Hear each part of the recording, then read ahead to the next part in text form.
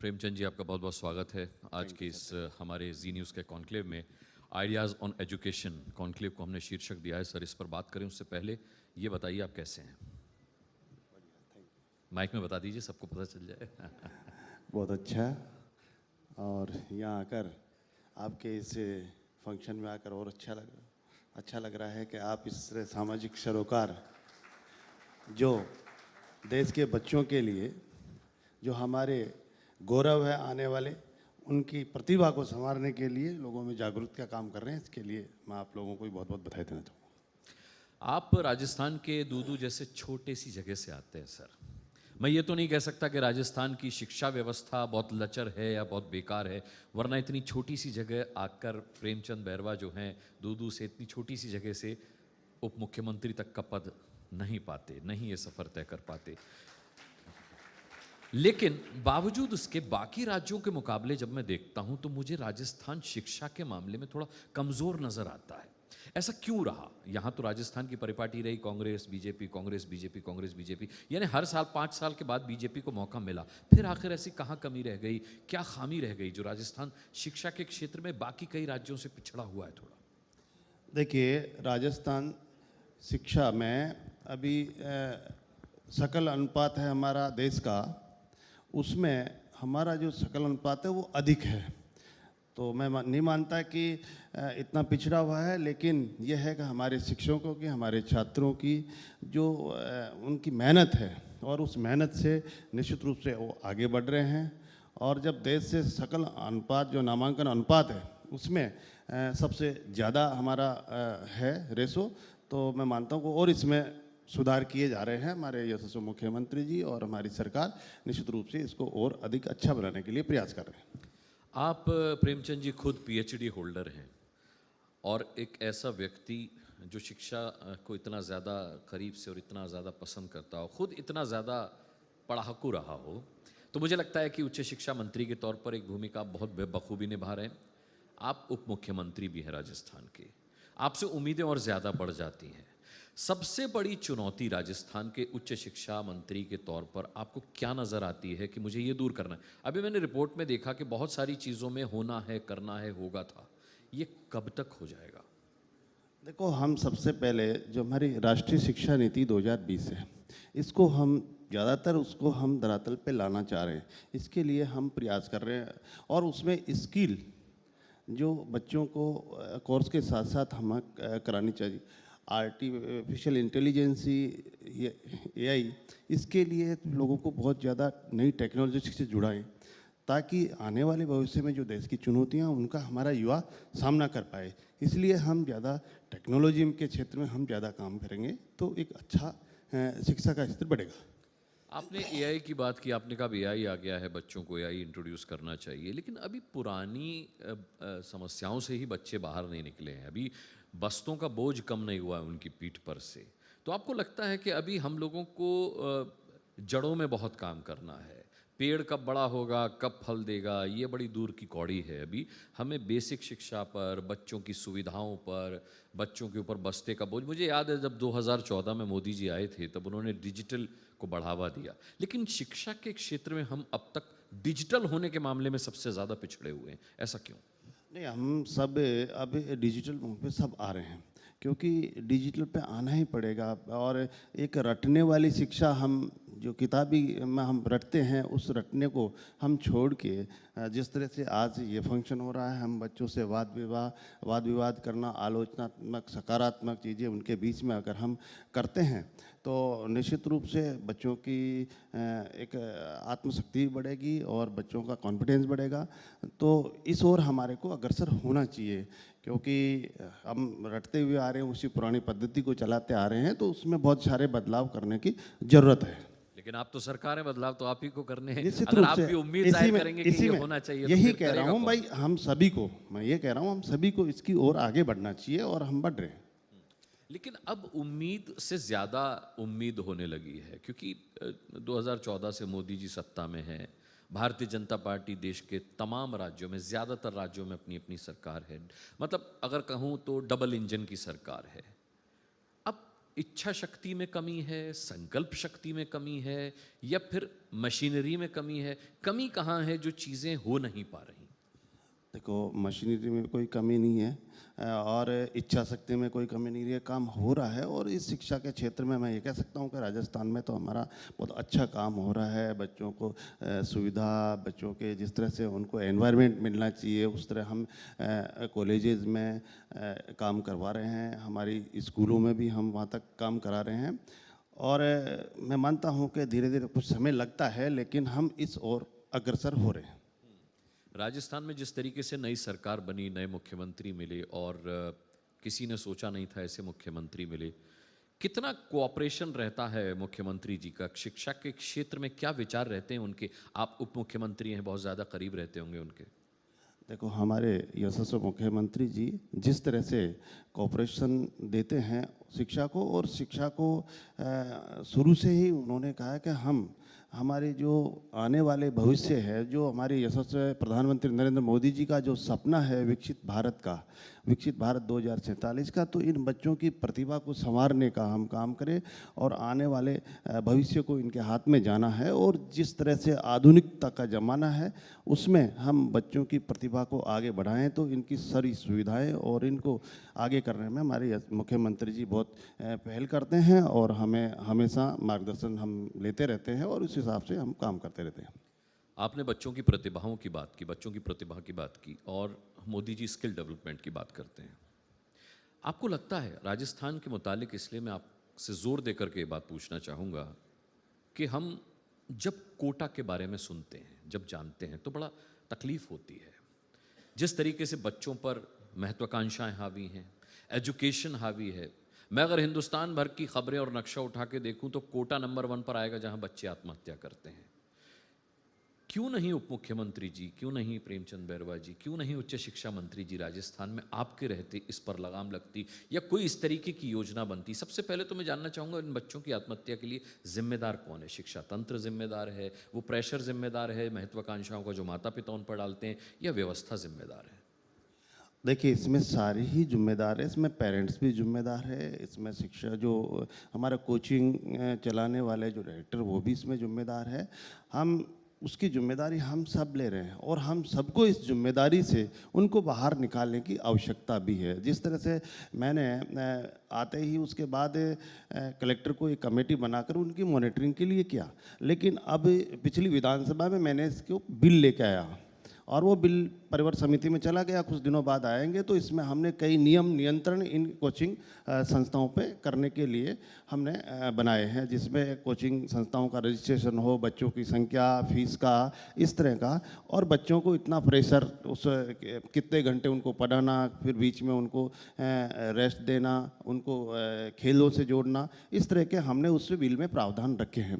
निश्चित रूप से कुछ ही दिनों में ये बिल प्रवर समिति से आएगा और अगर ये बिल हमारा लागू हो जाएगा तो मैं मानता हूं कि हम कहीं हद तक हम इन बच्चों की जो ज़िंदगी जिस तरह से आत्महत्याएं कर रहे हैं उनसे हम रोक पाएंगे। इसके लिए हम निश्चित रूप से पूरी राजस्थान सरकार हम प्रतिबद्ध हैं और इसके लिए हम काम कर रहे हैं। डिजिटल राजस्थान, शिक्षित राजस्थान, डॉक्टर प्रेमचंद बैरवा जी, ये जो स्कीम है, क्या ये आपको लगता है कि एजुकेशन की दिशा में गेम चेंजर साबित हो सकती है?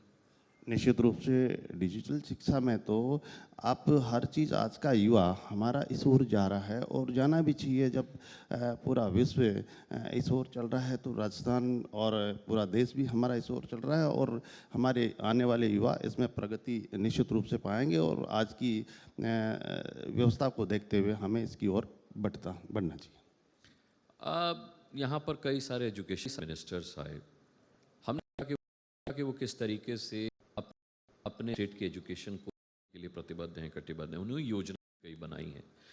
एक कॉमन प्रॉब्लम है सर, प्राइवेट स्कूल्स की मनमानी, फीस की मनमानी, बच्चों पर पड़ने वाला अतिरिक्त बोझ, शिक्षा के लिए प्राइवेट स्कूल्स को ज़्यादा तरजीह देना सरकारी स्कूलों के बजाय। आपको क्या लगता है कि राजस्थान में इस दिशा में कितना काम अभी किए जाने की ज़रूरत है? देखिए, मैं आपको ये कह सकता हूँ कि अभी पिछले 5-7 साल में जिस तरह से हमारे सरकारी स्कूलों का जो नामांकन था वो बढ़ा है और प्राइवेट का घटा।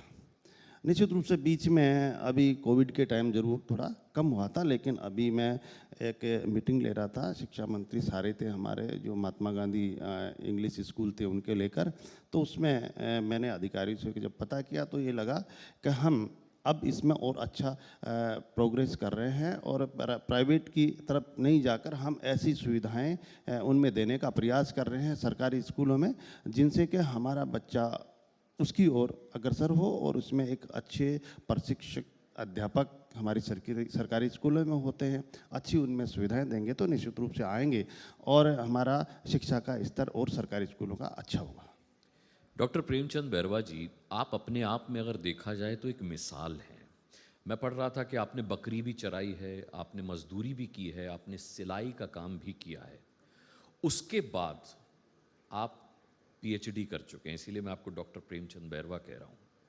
क्यों नहीं प्रेमचंद बैरवा का अपना एक शिक्षा मॉडल हो जिसे लोग प्रेमचंद बैरवा मॉडल के नाम से जाने? आपको नहीं लगता कि आपकी अपनी ही जीवन शैली, आपकी अपनी ही जीवन की कहानी राजस्थान के बच्चों को बहुत मोटिवेट कर सकती है? ये पब्लिक डोमेन में आनी चाहिए बाकायदा। देखिए, मैं मेरे जीवन से आपने बात की है तो निश्चित रूप से मेरे तो 10-15 घरों के बीच की एक ढाणी थी, वहीं से रहने वाला था, लेकिन मैंने ये उस समय से सीखा है कि व्यक्ति चाहे कुछ भी काम कुछ भी हो, अगर उसके मन में लगन हो, उसमें जज्बा हो, तो निश्चित रूप से वो अपना जो शीर्ष जहाँ पहुँचना चाहता है वो पहुँच सकता है। जिस तरह से आज मैं हमारे बच्चों के पढ़ाई के साथ साथ स्किल में काम करना तो कर सकते हैं हम, निश्चित रूप से हम कहीं रोजगार कर रहे हैं, रोजगार के साथ साथ भी हम पढ़ाई कर सकते हैं और वो मैंने किया है।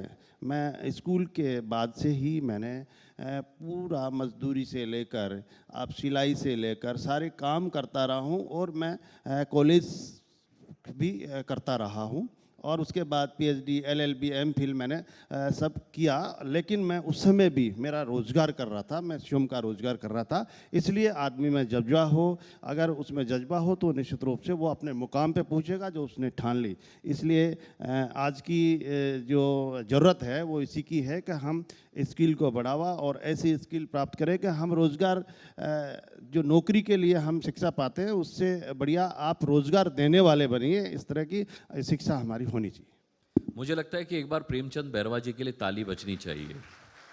मैंने कहा कि जिस संघर्ष के दौर से होते हुए आज वो राजस्थान के उप मुख्यमंत्री हैं, ये अपने आप में एक बहुत बड़ी मिसाल है। आपका अपना एक चैप्टर है जो शिक्षा दे सकता है।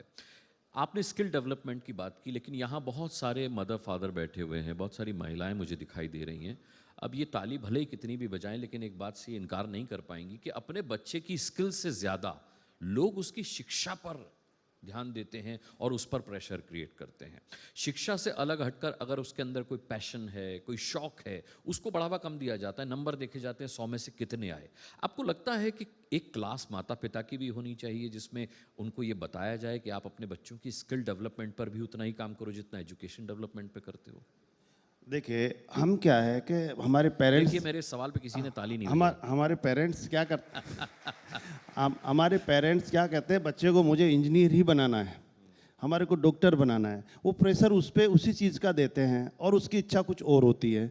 तो यह है, हम बच्चे की इच्छा क्या करना चाहता, हो सकता है उसमें कई प्रतिभाएं उसके अंदर हो और उसमें बहुत कुछ करना चाह रहा हो।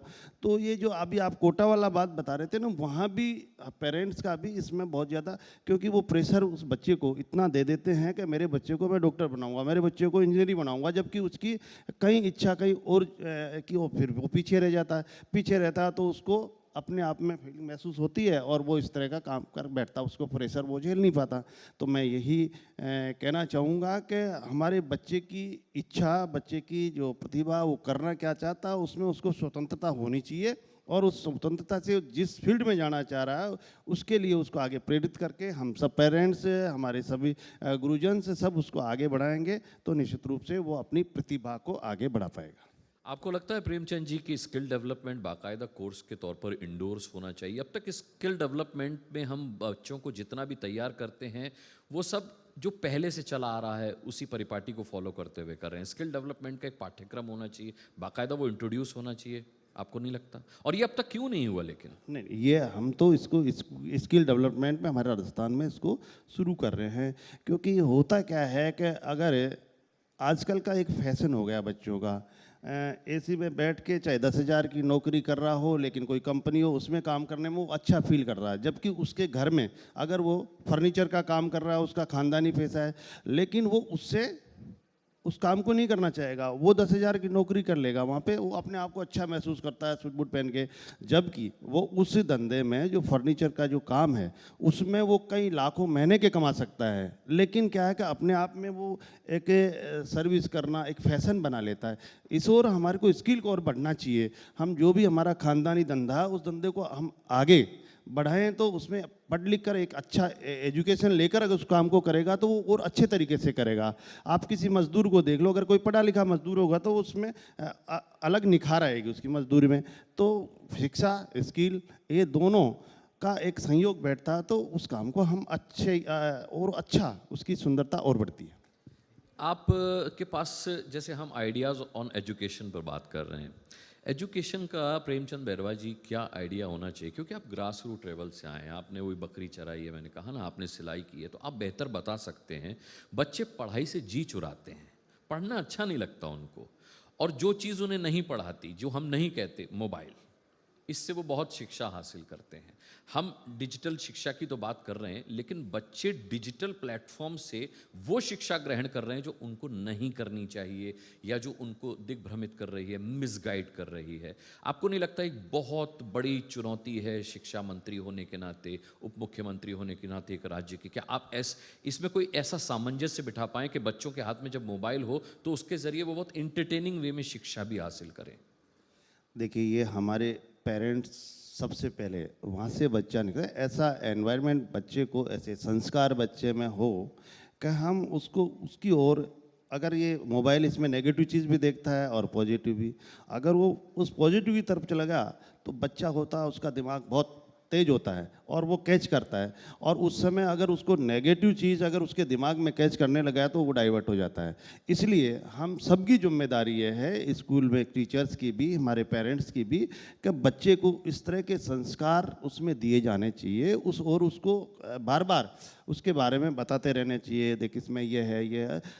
तो जहाँ तक इस मोबाइल में हम नेगेटिव चीज़ें खूब है, अगर बच्चा छोटी सी उम्र में नेगेटिव चीज़ में चला गया तो फिर वो उस ओर बढ़ता नहीं है, क्योंकि उसका पावर इधर दिमाग का खींच लेता है। तो मैं मानता हूँ कि हम सबकी जिम्मेदारी है और शिक्षा को अच्छा बढ़ाना, हमारे संस्कार और संस्कृति भी उसमें बच्चे के साथ साथ हो, तो उन संस्कारों को याद रखते हुए उस संस्कृति को बढ़ाते हुए वो दूसरी ओर डाइवर्ट होने से बच सकता है।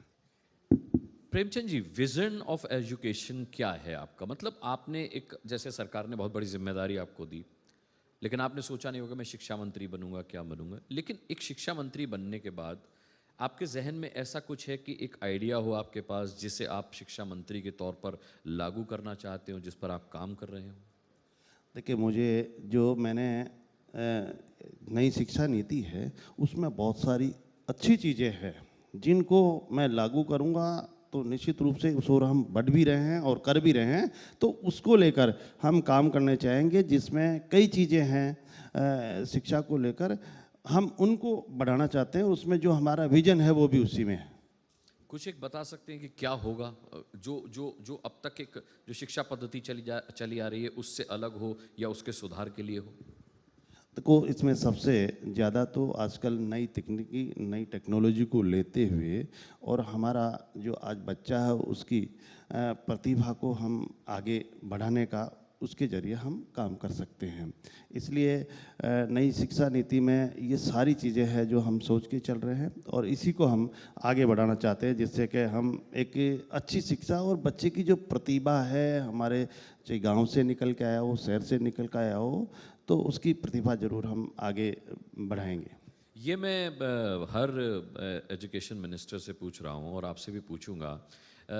बच्चे पढ़ लिख करके विदेश ना जाएं, इसके लिए क्या कोई ख़ास योजना होगी?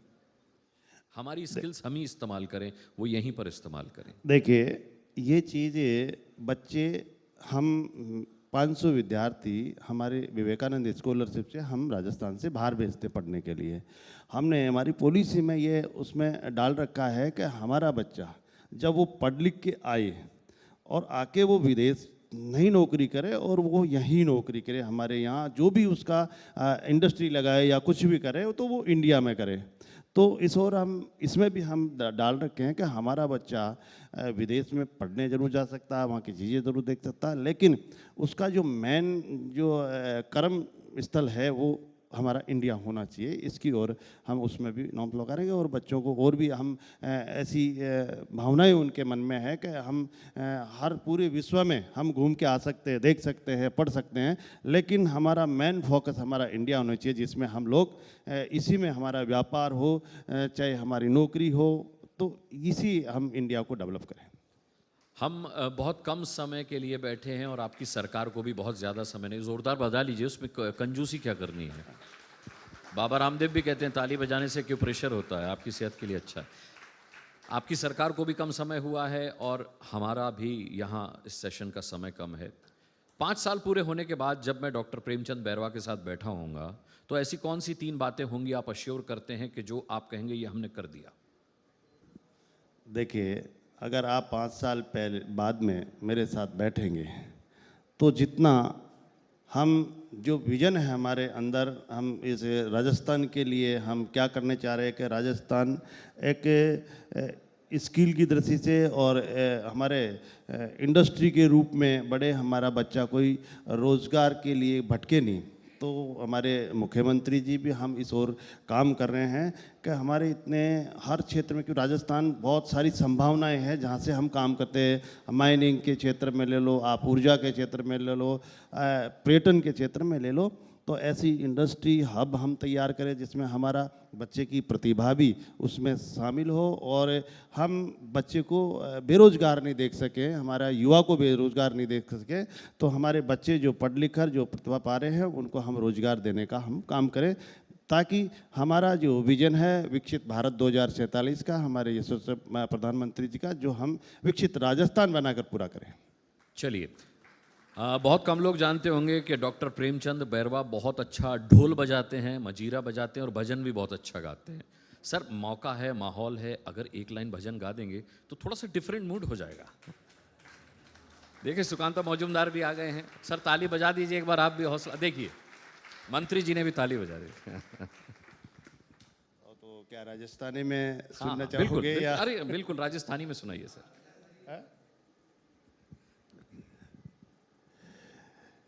बाजे छे रे बाजे छे, बाजे छे नौपत बाजा मारा डगीपुरी का राजा, बाजे छे नौपत बाजा मारा डगीपुरी का राजा। बहुत बहुत धन्यवाद डॉक्टर प्रेमचंद बैरवा जी, आप आए और आपने मेरी ये गीत की फरमाइश भी पूरी की। राजस्थान की शिक्षा के उत्थान के लिए आप जो जो प्लान बना रहे हैं, मैं चाहता हूं कि वो पूरे हों। इसके लिए आपको जी न्यूज़ की तरफ से बहुत बहुत शुभकामनाएं सर। थैंक यू सर, मैं आपको भी बहुत बहुत धन्यवाद देना चाहूँगा, बधाई देना चाहूँगा कि ऐसे आयोजन रख के और हमारे युवाओं के लिए शिक्षा में एक नए नवाचार आप लोग बच्चों को देंगे, हमारे युवाओं को देंगे, तो हमारा देश विकसित भारत की ओर बढ़ेगा। Thank you sir.